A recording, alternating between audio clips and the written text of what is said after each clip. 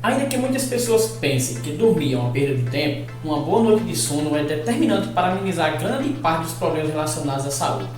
Durante o sono, o organismo sofre um tipo de reset, voltando à condição em que iniciou o dia.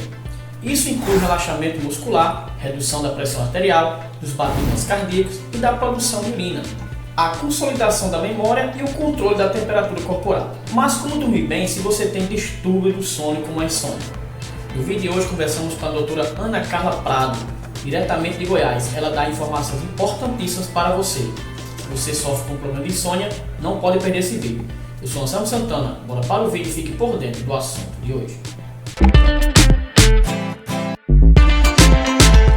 Olá pessoal, tudo bem com vocês? Aqui é Anselmo Santana mais uma vez no nosso canal Por Dentro do Assunto.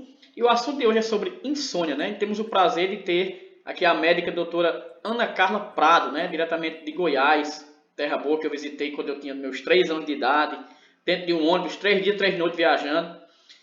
E me sinto saudades também, né? Eu lembro, tenho muita lembrança de lá. Mas o assunto aqui não é sobre mim. Doutora, é um prazer tê-la aqui. Eu gostaria que... Eu vou chamar de você, que eu sou muito jovem, não gosto de chamar de Sim, senhora, não. claro. Eu Gostaria, agradeço. gostaria que você se apresentasse, né, para os nossos inscritos.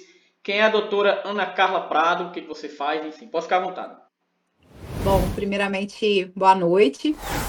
Eu quero agradecer o convite, né, mais uma vez.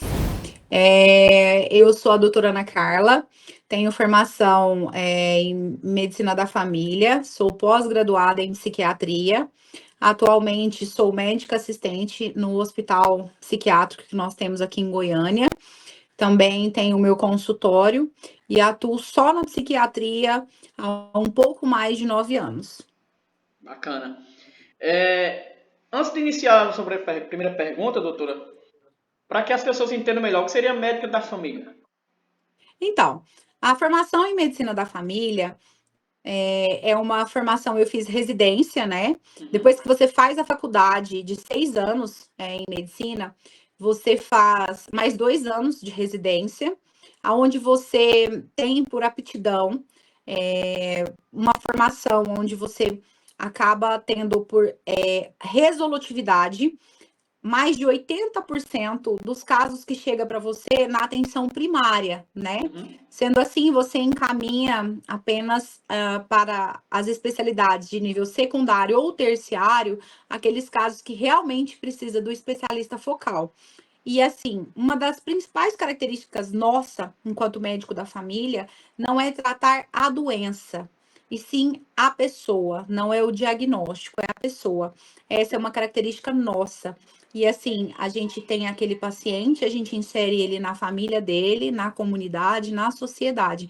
Então, não é o indivíduo que a gente trata como um todo, inserido na sociedade, avaliando as condições de saúde, socioeconômica e assim como um todo.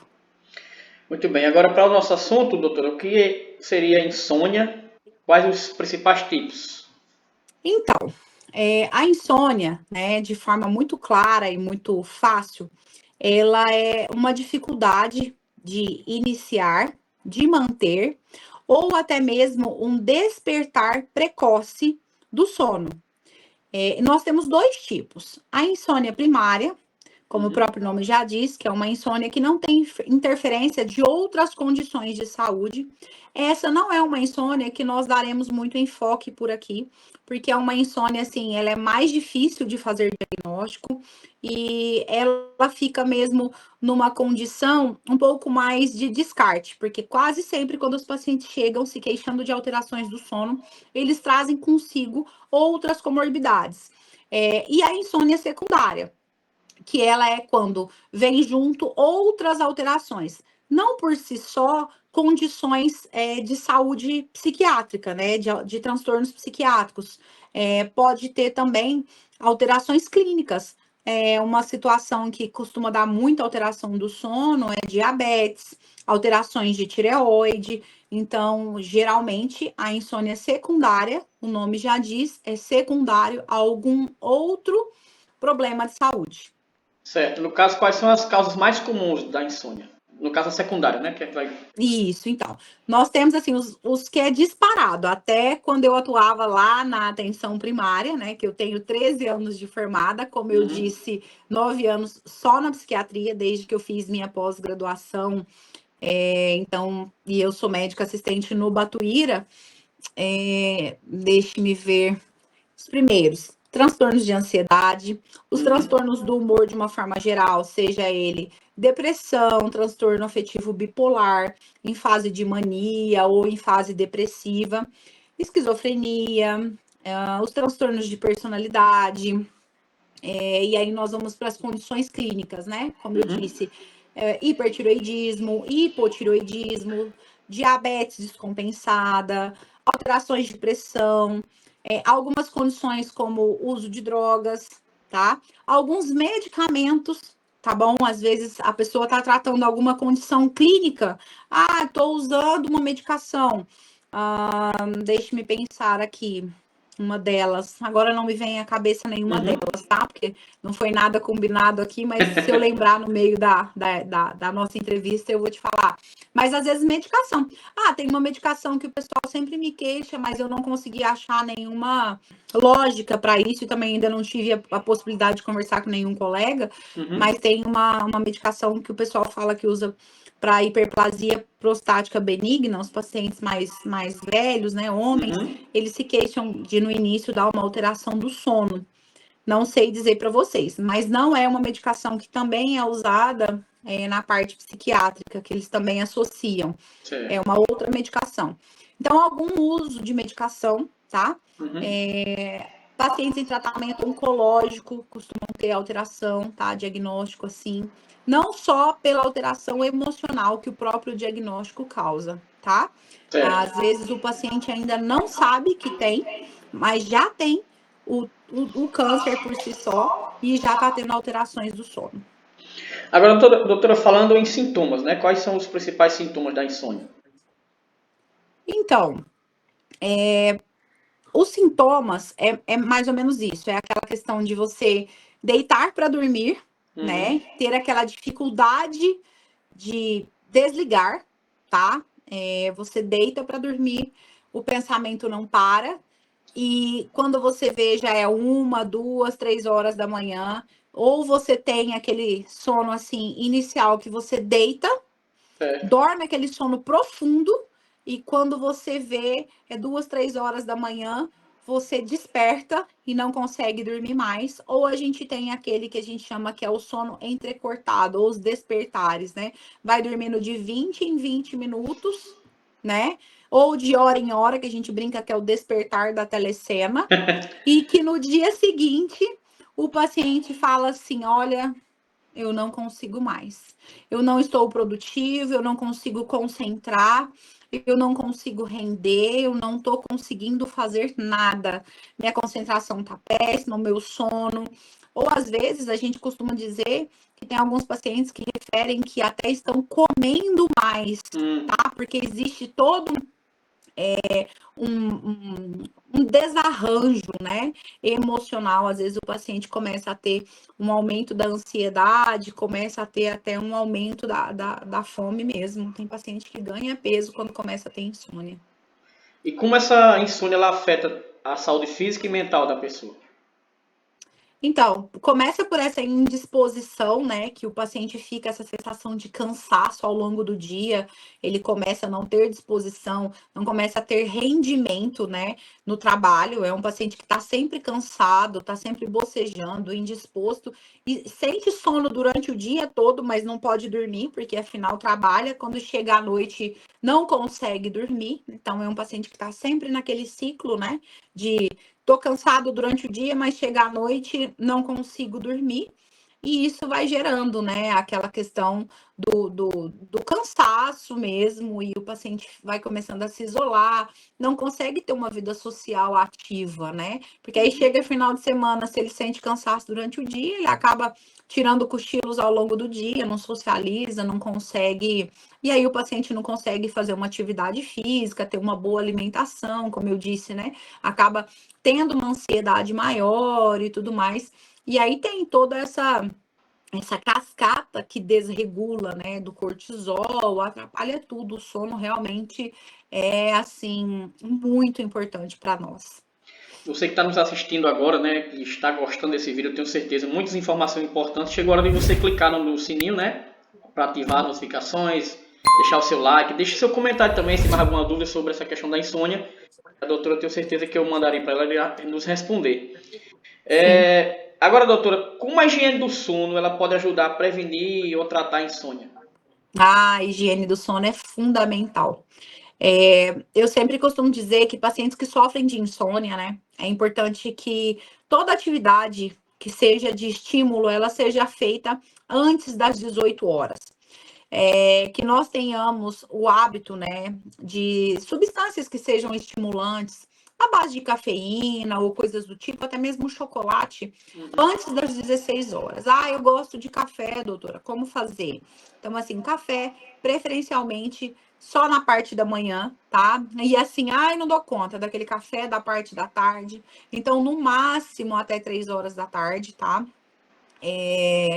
E assim, atividade física sempre no período da manhã, ou no máximo até as 3 horas da tarde. Ou seja, ai, doutor, eu trabalho, como que eu vou fazer? Eu só tenho períodos para malhar à noite. Então, no máximo, se organizar aí para malhar na hora do almoço, ou no despertar da manhã, tá bom? Uhum. Evitar ao máximo telas, de uma forma geral, não estou dizendo só celular. Tô Certo. falando de filmes, né? Tem muita gente que gosta de maratonar, assistir as séries e tudo mais. Então, telas de uma forma geral. Eu costumo dizer que até mesmo abaixar o volume da TV em casa a partir das 18. E a cor da luz em casa influencia muito. Para as pessoas que estudam, a luz branca somente na mesa de estudo, tá? Eu costumo dizer que é importante colocar a iluminação da casa naquela luz mais amarela, que ela acalma, ela vai mostrando para você que está na hora de desligar. Agora, quando é necessário, né, procurar ajuda médica, assim, sobre a insônia, e também existem tratamentos? Sim, é importante a gente buscar ajuda quando tá tendo essa alteração, né? Que você vê que tá impactando de uma forma direta na sua vida, né? Que você não tá tendo o mesmo rendimento, que você tá sempre cansado. E algumas pessoas começam a ter alterações mesmo de exames, tá? Porque o físico começa a sentir, as pessoas começam a ter queixas físicas de uma forma geral, dores musculares, tensões musculares, dores gástricas, né? O corpo começa a sentir, porque o sono tá bagunçando tudo, né? Uhum. Então, assim, começou a ver que o rendimento não tá o mesmo, tá muito irritado, tá ansioso. É uma pessoa que tá sempre cansada, tá aparecendo um monte de problemas de saúde que antes não tinha. Às vezes é interessante buscar ajuda, sim, profissional. E desmistificar que vai sair de lá com um diagnóstico que é para sempre ou coisas do tipo. Porque existem sim tratamentos estes que podem ser por tempos, né? Por tempo limitado, Uhum. né? Ou não, depende do diagnóstico, porque teremos um diagnóstico de base, então pode ser um diagnóstico crônico, que vai depender se esse sintoma pode ser remitido ou não. Porque, por exemplo, um diagnóstico de transtorno de ansiedade, o paciente recebe um diagnóstico, é um diagnóstico crônico.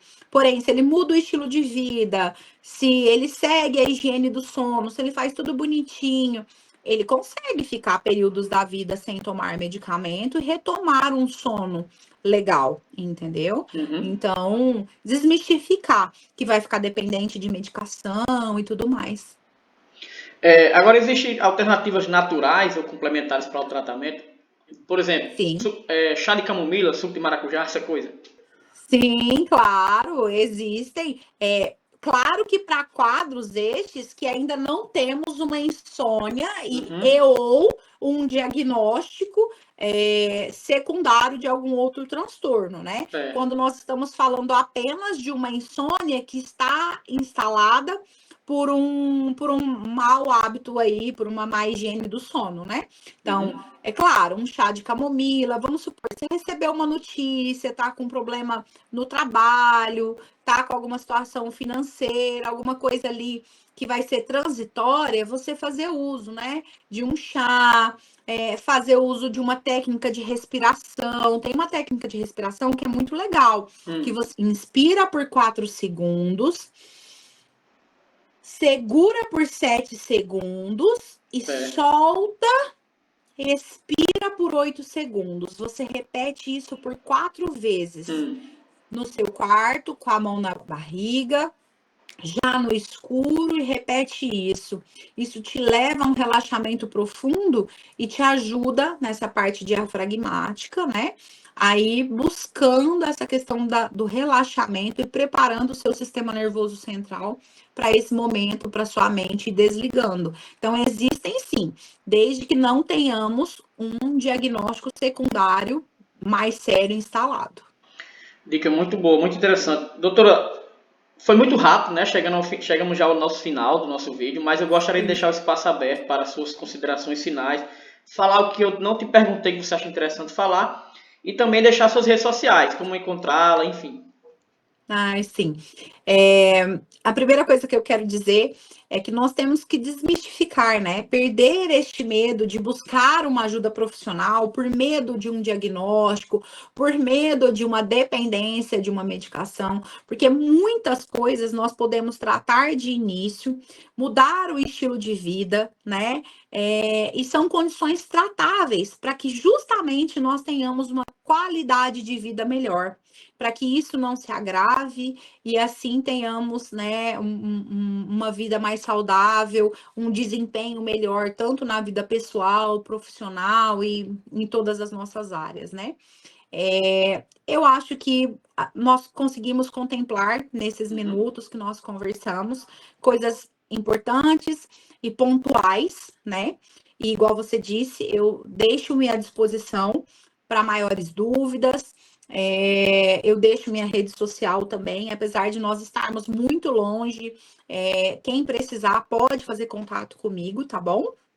Eu converso, sou eu que respondo as minhas redes sociais no direct, tá? Não é o pessoal do meu marketing que responde, eles nem abrem o direct, sou eu mesmo, então é algo muito individualizado, a pessoa pode conversar comigo que eu estarei lá, tá? O meu Instagram é @doutoranacarlaprado, tá bom? Como escreve mesmo, Carla com C, Prado, e eu estarei sempre à disposição para ajudá-los. E para facilitar, a gente vai deixar aqui na descrição do vídeo o link, né, do Instagram, que a pessoa já vai direto para a doutora. Sim. Balancear a mesa aqui, mas... e realmente, como ela falou, quando eu entrei em contato com ela, foi ela mesmo que respondeu, foi uma coisa bem rápida, né? Geralmente, quando é o marketing, aí ele demora mais um pouco, ainda vai entrar em contato com a pessoa. Foi bem mais humanizado, né? Vamos dizer assim. Sim. Doutora, muito obrigado e tenho certeza que traremos novos vídeos aqui com a senhora, aliás, com você. Eu estarei à disposição e para o que precisar. Você tem meu contato, surgindo o pessoal aí também, se quiserem dar ideias do que querem ouvir e tudo mais, eu estarei aqui à disposição. Muito bom.